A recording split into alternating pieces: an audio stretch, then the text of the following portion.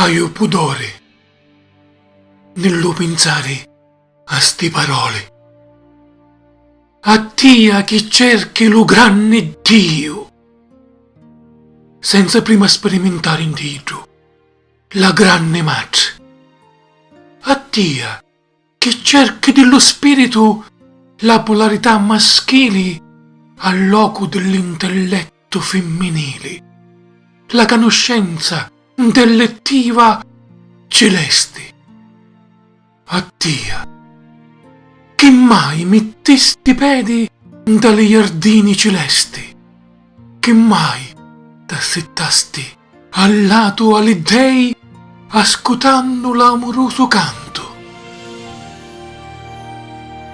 Un ciantolo mi picchia mentre io ti guardo e penso, infoscato, allo precipitare di moti dell'arma, a tanto retento.